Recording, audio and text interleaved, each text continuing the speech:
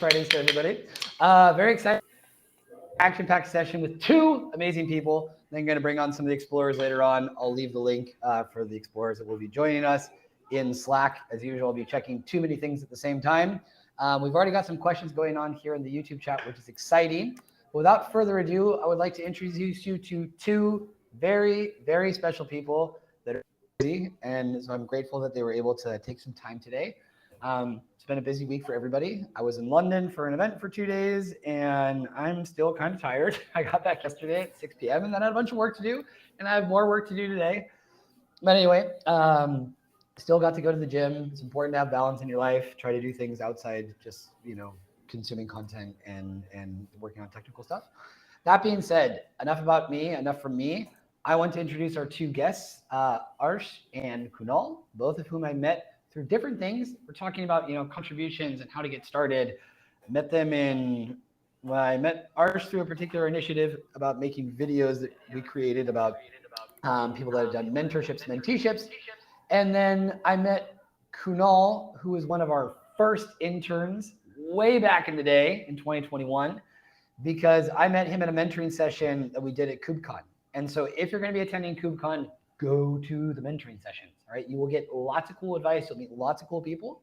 And it just shows the power of events like KubeCon. So if you're going to attend KubeCon virtually or in person, make extra sure that you're signed up for the mentoring sessions there, okay? That being said, can I get everybody to turn off their cameras and I'll bring you on one by one?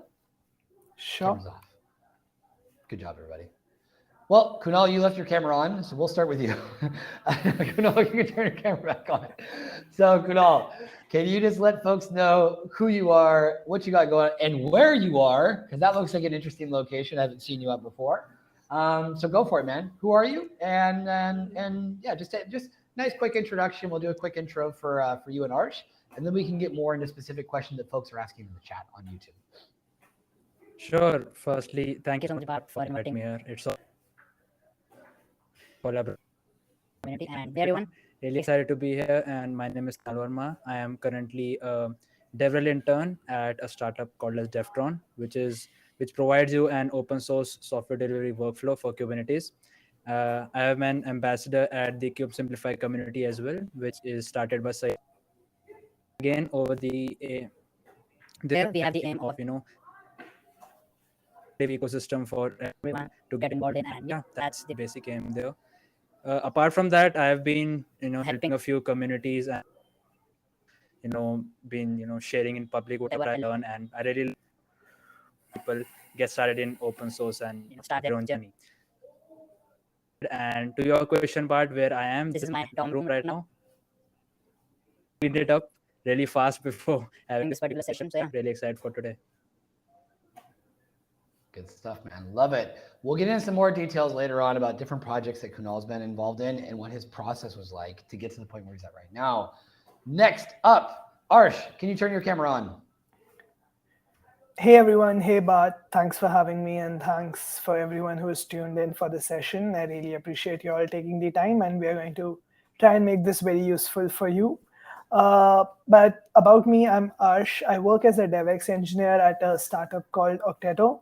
I would have said small startup, but I think we're growing pretty well. So yeah, but we're a startup that does like Kubernetes-based dev environments. I won't go into detail with that, but yeah, I've been involved in the Kubernetes open source community for, I think it's going to be 2 years in March, and I've had a lot of fun contributing and making friends along the way, and I'm here to answer any questions you might have. Very, very good. Awesome. That being said, we do have a resource actually, like I said, that this video that we're going to show you, it's very short. I'll also leave the link to the video here. This is from the CNCF website. Created a few different videos, and I encourage you to watch it. Also share it so that other people see how they can get involved, all right? So I'll drop the link to the video once we get it started. Can I get everyone to turn their cameras off so when I share my screen, we just focus on that? Good. Thank you. And let me jump over to the video. So let's see, we're gonna get this playing and make it full screen. And if everyone can turn their microphones off as well too, so we don't get any interference on the when I start playing the video, all right? Hi everyone, my name is Arsh and this is my Kubernetes story. My journey started when I decided to learn more about Docker and Kubernetes in December of 2020. While learning, I wrote down everything I learned in my blogs.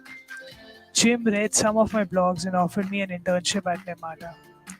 Jim was very supportive and he was the one who encouraged me to apply for the Linux Foundation mentorship program. While going through the list of projects, honestly, I was very overwhelmed. But then I reached out to Tim's regarding the project he was mentoring. Tim's was incredibly kind and made me feel so welcomed. From there, with his help, slowly everything started to fall in place by itself.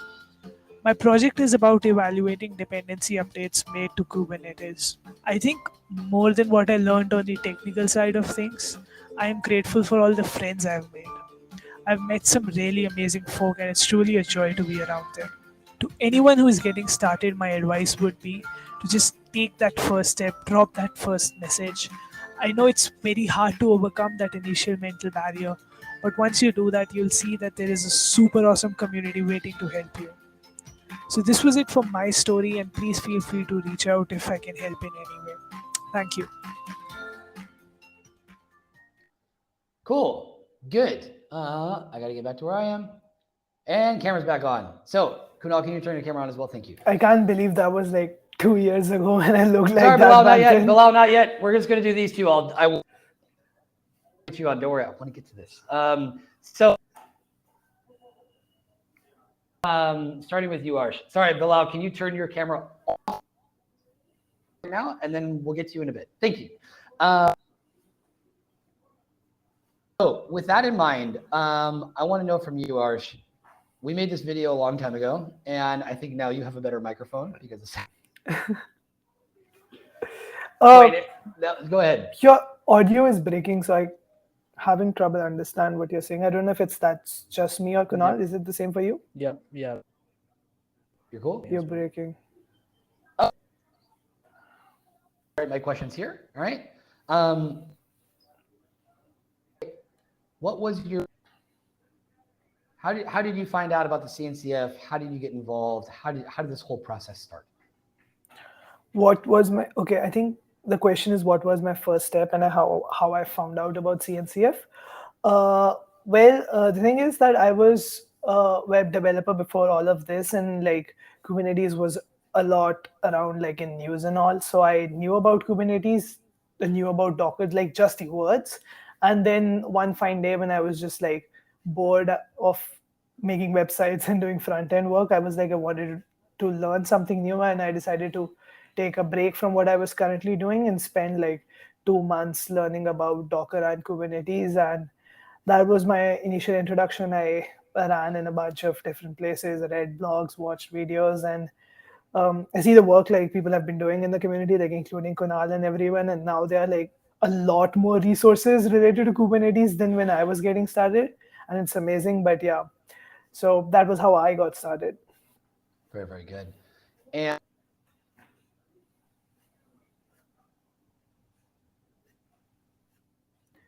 But we can't hear you at all. Look at the chat.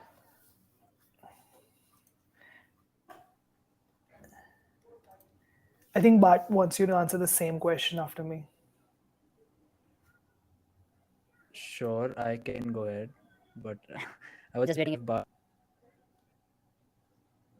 Yeah, no, I am saying stuff. The problem is that you're not hearing it. So just look at the chat.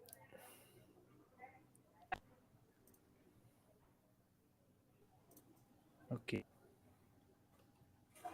Arsh, So you can. I got started. Yep. It's okay. I can hear you. I saw the chat. Sorry for that. So how I got started, all good. it's a bit of a nostalgia, I would say. But I got started through KubeCon, as you know, me and Bart were talking previously as well. So KubeCon Europe 2021 was my very first session, my very first KubeCon that I attended, and it actually got me introduced to the whole cloud native ecosystem and how actually things work. And to be honest, I just fell in love with the amount of involved and the sort of mindset that they had of helping everyone grow, and they were always ready to share resources or getting started in learning about Kubernetes, right? So that was my to the CNCF, and that's how Bart and I got to through one of the mentoring sessions at KubeCon. Be sure to check those out as well. So yeah, after KubeCon, I got involved with the DoK community. I got to know a lot more about the terms like Kubernetes and all other technologies in the ecosystem. Went through some, met some amazing people from the team, and yeah, it was one very interesting journey, and I got to meet a lot of people. So KubeCon was my starting point, and it's virtual now. So not my trend. The scholarships are already open, so make sure to check those out. Yep. I think entire session just on KubeCon when it gets closer. I'll probably get some other ambassadors. And it can be overwhelming, so to make it as simple as possible. Next question. So Arsh, what was the hardest thing when you started getting involved, and how did you solve that?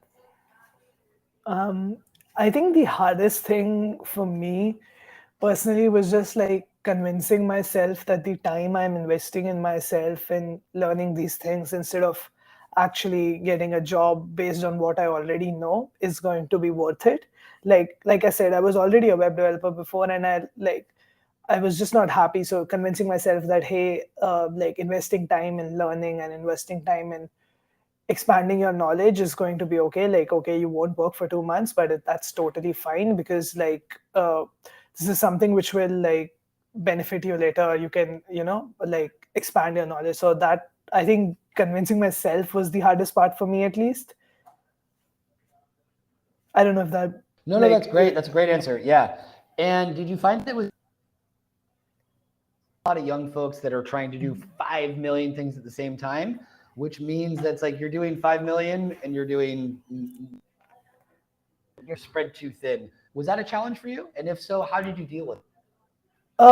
Not really. So I was very clear about this, and I think this would be a tip for me, like for people who are looking for jobs or internships or anything like that, is like you said, like don't spread yourself too thin, because I personally like have a hard time like focusing on multiple different things, and like like when you're doing like web development and DevOps related stuff, and then you decide to start doing machine learning and all that. No, like especially as a beginner, it gets very overwhelming, and you sort of feel that you should do everything so that you are sort of safe.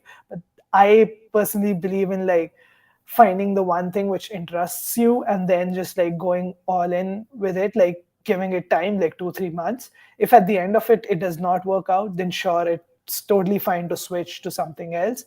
But like when you are learning, when you're in that initial phase, like give something your sole focus for a particular span of time before deciding to move on. Yep. Great point. Great. Quite frequently, I want to do this, I want to do that, I want to do this. It's just not possible, right? Like it's, and like you said, you need to focus on something for a while, and then if you don't like it, move on to the next thing, but giving it a chance, like you said, dedicate time, right?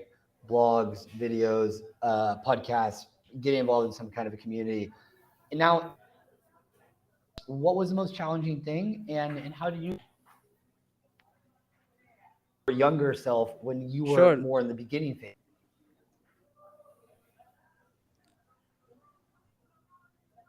Yeah, challenging I'll say was, I was not like, I was a student when I got started. I am still a student, but that was my freshman year. So I'd say the challenging thing was, navigating through the cloud native ecosystem, because folks right now, whenever they tend to get started, cloud native landscape where we all have these large projects, of all the projects in the cloud native ecosystem, to get really overwhelmed, like, okay, how can I get started? Which project to choose? What tech stack to use? That. But with me, the challenging thing was, the very first community that I joined was Kubernetes. The challenging thing I need to navigate through that, and that's where people from the community or process to get started to learn about Kubernetes. They suggested me to attend meetings. I attended a lot of meetings and stuff. So challenging, there can be a lot of challenges when you are joining a new community, but you just have to take that very introducing yourself, letting people know about what are you interested in to to contribute in, and then you can work your way around and discover things when you are starting to get more involved. So I'll say, yeah, navigating was something that was challenging for me quite a bit at the start, but now as I experience of getting involved in new communities, I follow this practice of introducing myself and letting know what I'm interested in all the communities that I joined right now, and that really helps me a lot. So yeah, that was the challenging thing. That's great. That's great. Now, different kinds of contributions as well too. Like we saw the video from Arsh when he was doing the menteeship, and I would like you, because some people have been asking in the chat, like I come from another that. What we've been doing, in this round of the deal, have any experience, right? We're going to make it as simple as possible. All the questions that you don't know, and then find the answers to them. Develop a method that you can. In your case now, Kunal, you were involved in and are still. Can you tell folks about that? Can you please repeat the question, Bart? I think I didn't get it. Can you tell us about your experience with the cloud native cloud? Yep, it's a. Sure, got it. So cloud native velocity, pretty nice project which I got involved in quite. Those who don't know about it, Cloud Native Glossary is an open source project under the CNCF, and it's basically a collection of all the terms Cloud Native ecosystem. So it's like a dictionary which you can refer if you want a certain term which you come across throughout the Cloud Native ecosystem, right? So it's completely developing and it's being developed by the community, so you can get involved into the Cloud Native Glossary through my community's localization. So I was involved with these docs in Hindi. I'm still involved in that, though not due to college and stuff, but that's how I got in this particular project, and it was quite new when I got started. So we formed 4 or 5 folks, and we started contributing to localizing the glossary. So this was something very interesting, and created some content as well for the project, like making people how to get involved. I started helping people to get involved with the project and way on how they can start contributing. I also made a video on my channel, so guiding people start contributing, because that was the first time, because that had just got started, and there were a lot of ways in which people have been contributing, right? And the main thing I definitely feel about Cloud Native Glossary is involved in a non-technical way, right? For folks always asking, hey Kunal, should I know Golang or should I know this particular? It doesn't matter, even if you don't have that kind of technical, still get involved as a non-tech way. So localizing docs is something which anyone can do, right? You may know Spanish, you may know Bengali, you may know Hindi, right? So you can form your own team and start localizing the projects of any documentation around the Cloud ecosystem. So, and yeah, it was. I'll definitely recommend anyone to get involved. It's a very beginner-friendly project. It's great, and I think that's important for everyone. We'll find a way that you can contribute. Right? There are lots of, and both of you are good examples of that. Now, I want to take your day to day, because a lot of people, they're thinking about, I want to get with Kubernetes. What are the things that you're doing every day? Just take us through. Sure. So to give some context, I work at Octato as a developer experience engineer, and Octato is a company, a dev tools company. Our primary audience is developers. So our product is meant for developers. And as a developer experience engineer, my responsibilities involve anything which help increase the adoption of the product among developers and make it easier for them to learn about the product or just use the product. So my day-to-day is spread out over a lot of things. I do technical writing at my job where I would write like blog posts, and these blog posts could be about technical features or any collaborations or any product features we are working on. I help out with the documentation of the actual product itself. I speak at events and I speak at webinars about the product, and I create demos related to the product. So you basically can follow along, like developers can follow along those videos and help increase, so that it helps increase the adoption of the product. But so that's what my work basically involves. And there's not a lot of code writing in my role because I wanted to switch from that to something which allowed me to create content about things I really like, which is technology and being specific, like cloud native technology. So that's what I get to do as part of my job, and I really like it.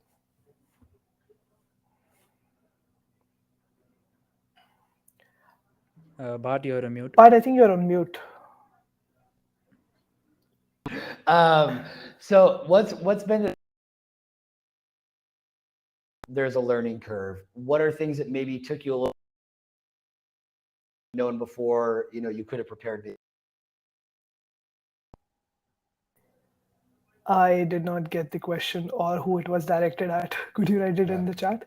Yeah. I think it was for you, but I didn't get the question.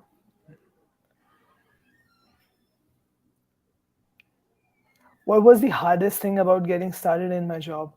I think for me, the hardest thing was learning what the tool our company has created, what that is, and like basically spending some time, because I was familiar with Kubernetes, I was familiar with the surrounding ecosystem, but I was not familiar with what the specific product my company has made, right? So I think the hardest part was like spending that time learning about it, because that's the thing with like creating content, like creating technical content. You can't really do that if you don't know what you're talking about, right? So for me, bridging that gap in my knowledge was one of the hardest things when I was getting started. Got it. Very good. And Kunal, what about you?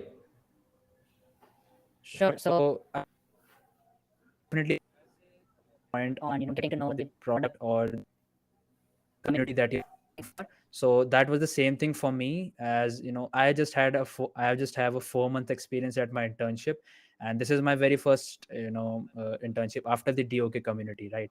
So this was pretty new to me because the product that we are working on, we are actually working on simplifying them. So I'd say the challenging part was because there were a lot of terms involved that I really didn't know, and technology, ops, Kubernetes, Argo CD and stuff like that, and I didn't know about any of this. This was the most challenging things. First, understanding what exactly DevTron does, and it's all about familiarizing with yourself into that particular environment, and then creating content according to that, right? So I'll say number one was this. Secondly, it was quite fun, but this was I basically through DevTron I got to live stream, which was around 1 hour. So that was something which was quite new to me. Didn't do that before, and that was my very first time I took an entire session for 1 hour, interacting with the chat and everything that Bart do all each week. So that was my very first experience. Yeah, I'd say these were the two interesting things that happened. Very, very good. Awesome. This is very practical advice. And the different areas. There's the technical element, then there's the content creation on public. What are your 2 favorite resources for learning Kubernetes or anything else? What would you recommend? So it's usually one of two things for me. If I'm learning a topic which I have completely no idea about, I would prefer a structured approach for that. So in that case, I try to look for a video course or something on Udemy. But if it's something I have experience with, then I would simply just like Google about that particular thing. Let's say like Kubernetes is pretty broad. Like, so when I first approached it, I took like a video course on Udemy. I don't remember which one, sorry. But like now when I had, but you can't learn all of Kubernetes. So now whenever I have like something specific, I just like Google, and whatever article or documentation would come up, I would read it until it makes sense. And when it does not, I would switch to some other blog or something like that, because there's plethora of resources on the internet. And what's worked best for me as a learning method is implementing or writing what I have learned. Like for me with Kubernetes, what happened was when I was starting initially, implementing was kind of hard, right? Like I had no idea like how do you spin up a cluster. I wasn't aware of Minikube and all that. I did not have access to a cloud provider. So in that case, instead of implementation, I basically chose to just wrote down what I had learned in the form of blogs. And honestly, like I would like to say that it was to help others out, but it was a very selfish reason for writing those blogs, and that was I wanted to be sure what I've written is making sense, and I wanted to have that preserved because like I wanted to refer to it later. And when I published it, it turned out to help a lot of people, and and that really made me happy. And that was when I started writing more and writing about different things I learned, because now I got this additional incentive that hey, someone somewhere out there is also benefiting from these. Very good, fantastic. And the CNCF ecosystem is pay it forward. So that's the thing. When available to somebody else, it's worth it, right? You don't need to. It doesn't have to be 10,000. But if it helps somebody just this much in their learning, we've also talked a lot about in the Explorers program this round is that to really dominate a subject and have full, deeper sort of understanding of it. So I think that's a great point.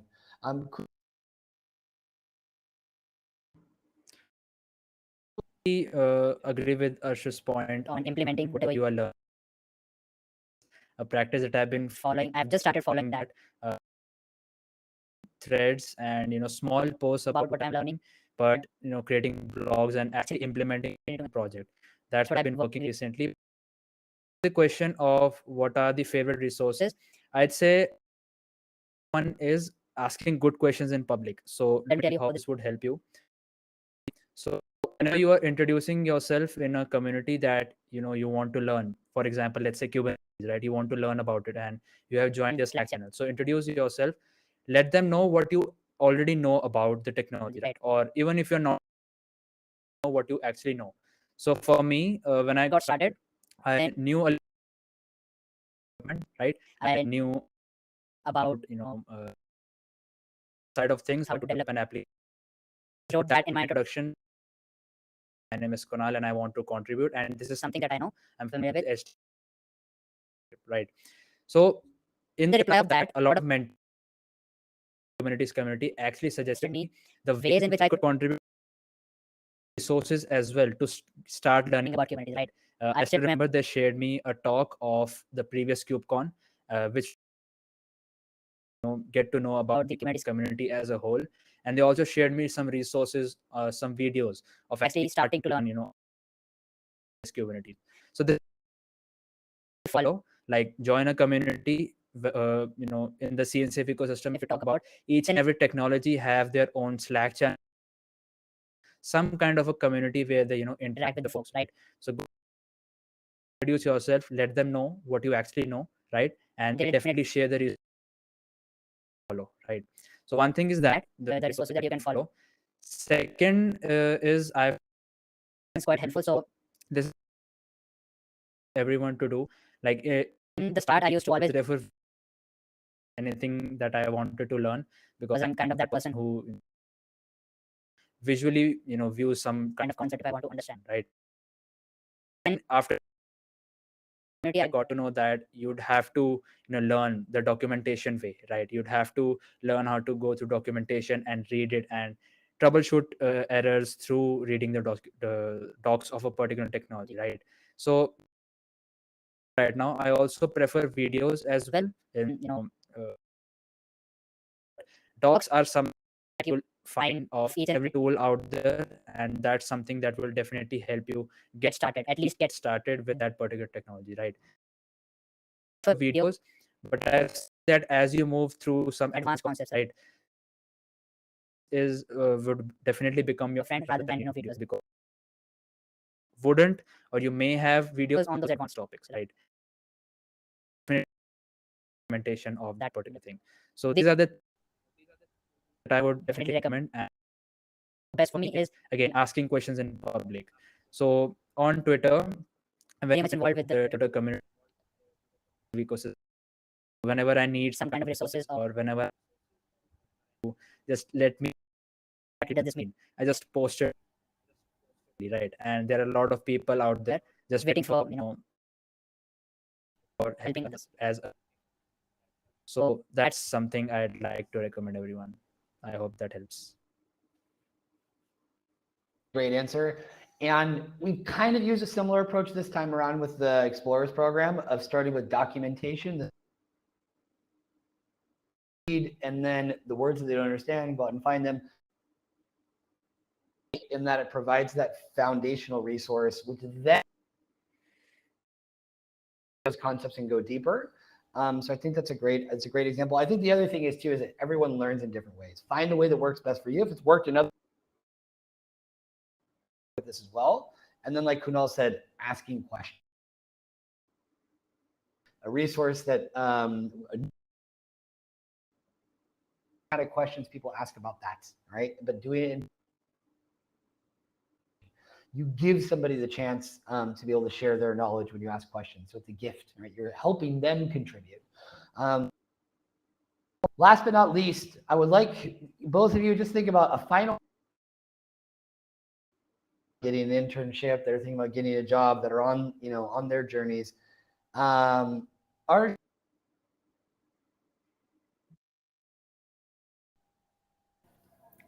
I think you're asking like in general advice, like final concluding message, and I think it would be that be nice, learn about things that interest you, and learn them just for the sake of learning them and for your own pleasure. Don't feel like you are entitled to something, because sure, everyone works hard, but work on things you like so that the time you spend learning about things is the reward. And don't forget to make friends along the process, because that's very important. Like today is Kubernetes, 10 years down the line it will be something else, but the people you meet while you are exploring this ecosystem are still going to be there. They're going to be your friends, and you may work at different companies, but you'll cherish that friendship a lot. It's great. I think it's a huge thing. As much as we talk about the technical side, the non-technical side of developing relationships, because these are the things that will open doors, establish, can help you in the future. And Kunal, what about you? Yeah, being nice is something I'll add on to that as well. So this is something that has really helped me from the very start of this. You have just someone behind that particular screen who would be replying, or you. So be nice to that very person, in your call. And second, I'll definitely recommend that you'll definitely see other people succeeding who started with you, right? May get ahead of you in their journey, while doing something.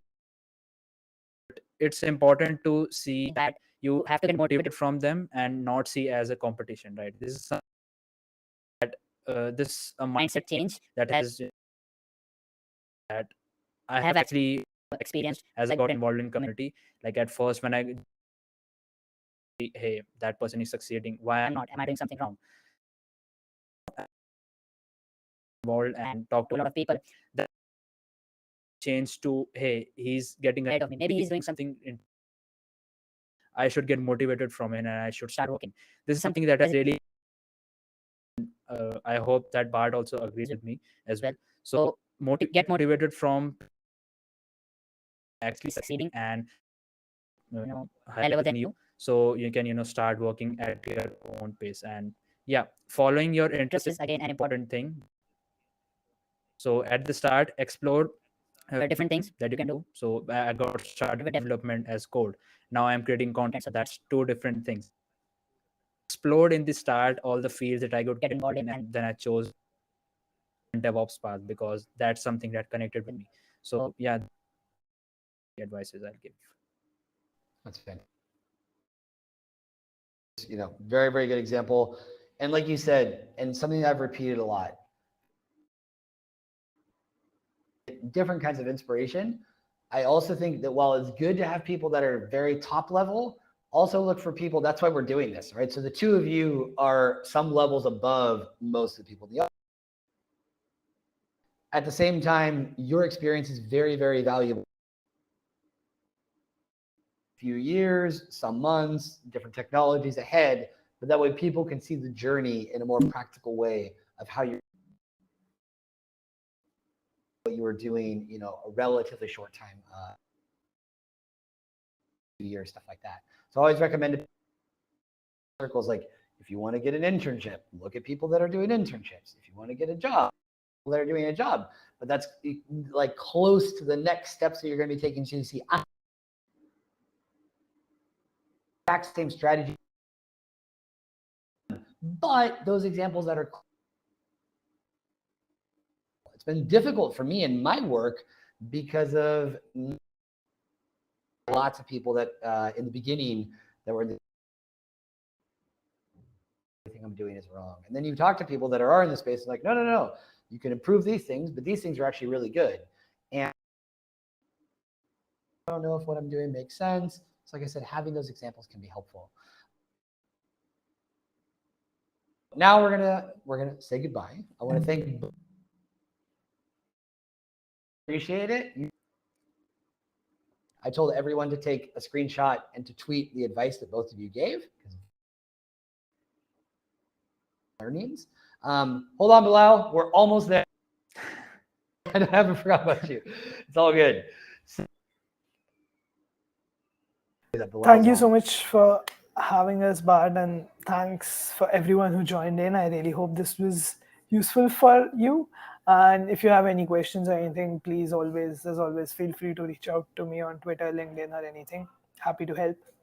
Awesome. Thank you very much, Arsh. Yep. Bye. See y'all. Cheers. Bye, everyone. Bye, Kunal. Thanks a lot.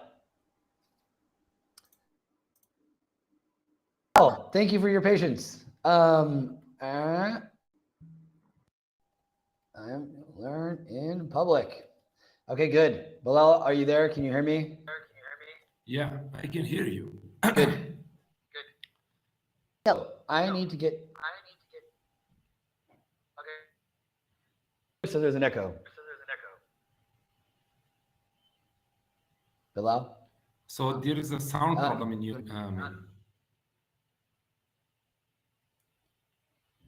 So you created a blog and a video. Yeah. What are they about? So you can play that video if you want to, but I have created this video, a topic of operator in Kubernetes. And let me just open it for you if you want to present it here, or you just want to. Oh, I can share it. I can share it directly. Don't worry.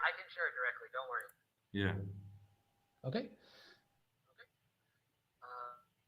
Everyone. So what I want to tell everybody is that while you're watching, Bilal, can you mute your speakers, please? Because my voice. Okay, thank you. So video, all right? We just talked about with Kunal and Arsh. All right, we're gonna watch this video. You'll also have access, and I will share that here in the chat. Let's take a look. Is the blog published now? Can I share the link? Sorry, you're muted. It's okay. Bilal, you're muted. Yeah, so basically I have not published it. If you want to, I can publish it now and anybody can see it. Yeah. Good. Yeah, publish it and share the link. In the meantime, I'm gonna start. You can see what so Bilal has created, which is absolutely incredible. Good. Need to get it. Please questions that you might have. You're going to be familiar with some of this stuff because we've talked a lot about operators, right? So Bilal created this particular asset about operators. So you screenshots as well, so you'll be able to look at it more deeply, and also the blog. And then you can tag people can read it too. But this is the thing, it's just being proactive. You consume a resource, you share your question. All right.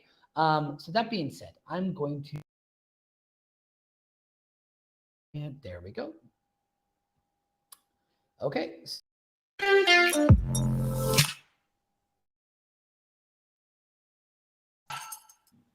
Hey friends, welcome to the DoK community. I'm going to talk about operators. So let me just show you an example so that you can better understand what is operators and how it works. So let's say you have 3 copies of an application, like the application 1, application 2, and application 3. So in this way, if one of the copies of an application fails, then Kubernetes will replace it with a new one, like this. All right. So Kubernetes works great in the stateless workloads. So if you don't know about the stateless workloads, so basically it will not store the information of the past transaction.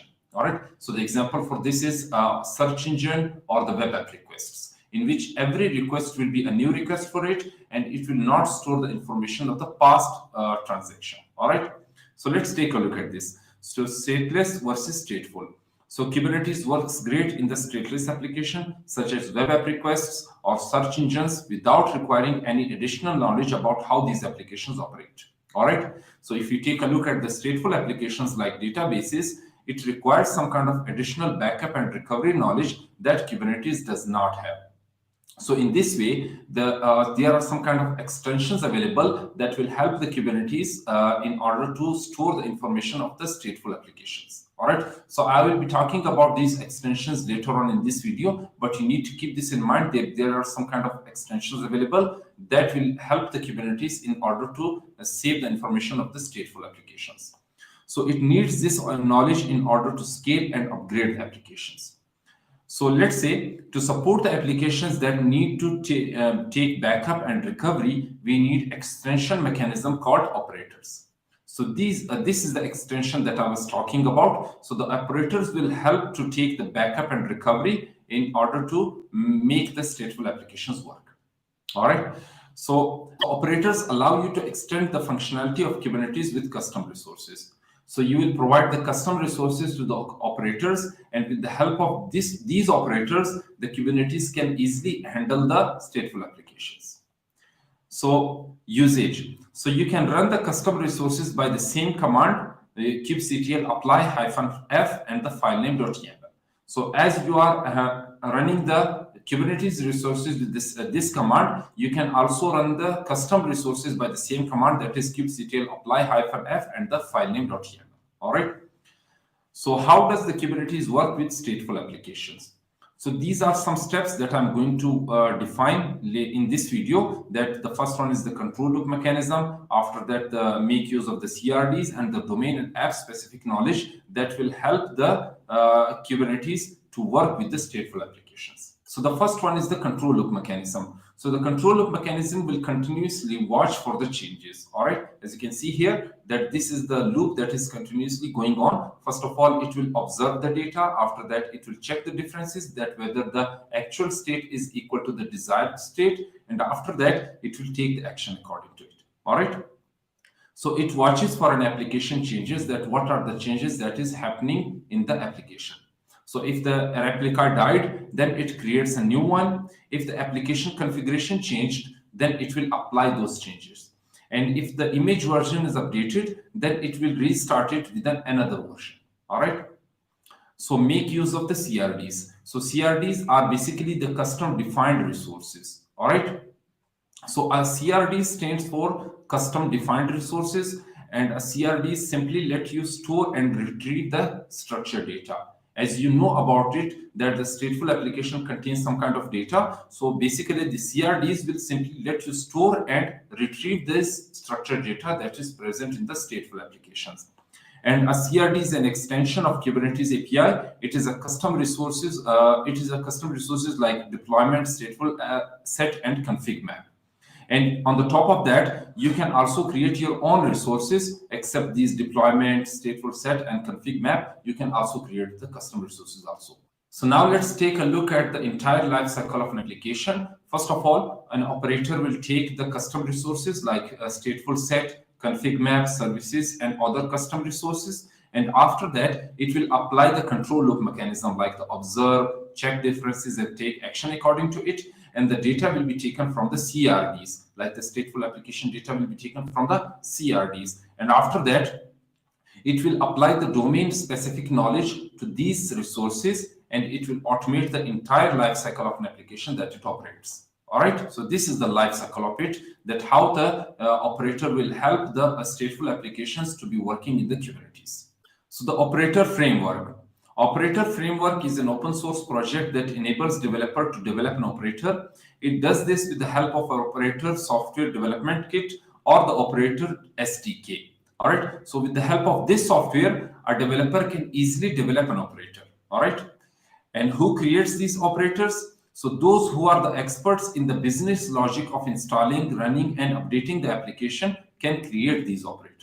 So let's say if a team wants to create a cluster of MySQL replicas and want to deploy and run them in the Kubernetes, then that operator will contain this knowledge, like how to create the MySQL cluster, how to run it, how to synchronize it, how to update it, and how to take the backup from it. All right. So this knowledge will be combined, and then this knowledge will be packaged, and with the help of this knowledge, the operator will be created. After that, here is a question that how many users are expecting operators to perform at a higher level. So this is a graph that I have taken from the DoK Community 2022 report. And basically what it is showing is that there are some users that are expecting the operators to perform at a higher level. All right. So there are some levels in it. Like 4% of the users are requiring the basic installation of the operators to be performed at a higher level. And 30% of the users are expecting that the seamless upgrades should be performed at a higher level. And 36% of the people are expecting that the full cycle should be to perform at a higher level. And the 40% of the people are requiring the deep insights like the metrics, alerts, log processing, etc. All right, and the 7% of people are expecting the autopilot like horizontal and vertical scaling, etc. So it is showing that there is still a lack of quality operators that needs to be created. All right. So these are some of the resources that I have taken in order to make this slide, like the operator hub that will basically show us all the operators. And this is the operator SDK that will basically show us that how you can create your own operator if you want to. And these are the information resources like the Tech World with Nana, Red Hat resource, DoK Community 2022 report, and you can also join the Slack channel of it. So yeah, so this is the end of it. So I hope you understand and like this video. So if you liked it, then make sure to subscribe to my channel. And if you have any questions, then ask those questions in the comment section below. I'll be happy to answer all of them. So till then, goodbye.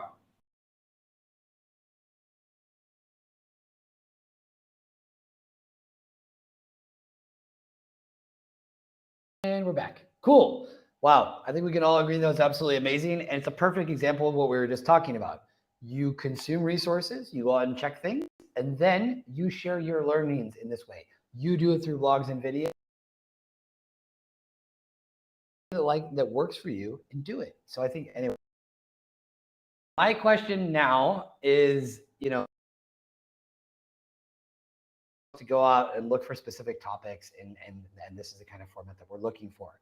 Because the next steps in the DoK Explorers program are to find a topic, go deeper on it.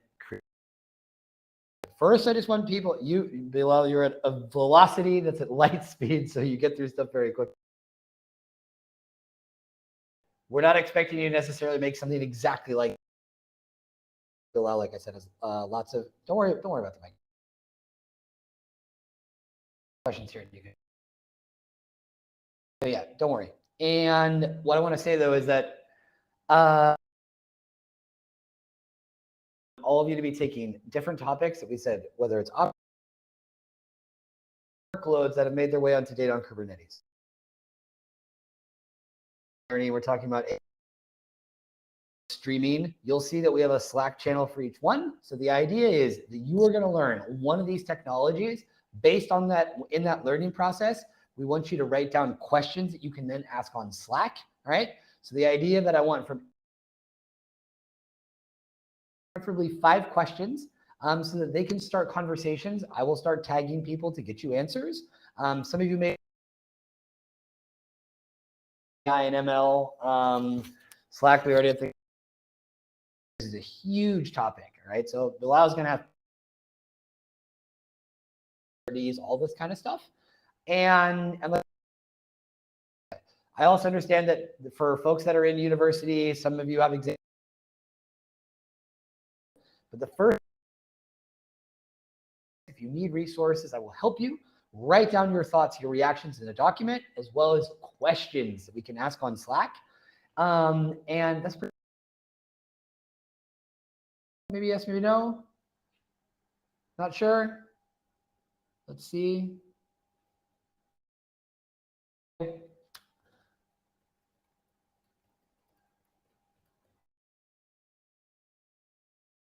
Let's see if you can get that.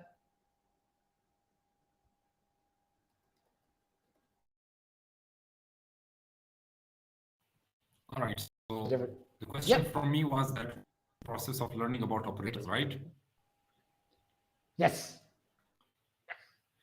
Yeah. So the process was simple. I just So the process was simple. I just for different kind of resources. I found different kind of resources like the tackle with Nana and Red Hat. So these are the documentations that really helped me. So basically, I just want to mention that I was not interested in AI. So that's the point that I picked up the operator.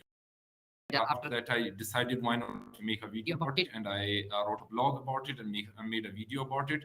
And this was my process of finding the resources, like by going online and trying out different resources to find it. And yeah.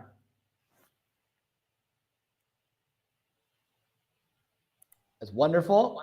Absolutely love it. And very, very impressive. It's incredible the amount of stuff you're getting done. To write down that you have about operators after watching Bilal's video. Share on Twitter, share on LinkedIn what you learned, right? What you know about them previously. Use the format that we used before. And work your way down. What's the action that we want to do? Remember, attention, interest, desire, action. The action would obviously be go check out the video, go. All right. This is an amazing resource. We're so lucky to have so many talented people that are all contributing. Eventually, when you've done your homework or when you've looked at those that you're interested in, then we'll have you ready to give a talk about it. That's okay. If some people don't want to appear with their cameras on, that's also okay. You could also, or somebody else could do the talk with you. Many, many options, right? We have to find the option that works best for you, okay? That's the same time that Bilal just did his. His was about 7 minutes. Is 5, no more than 10, all right? We want to keep it short and sweet.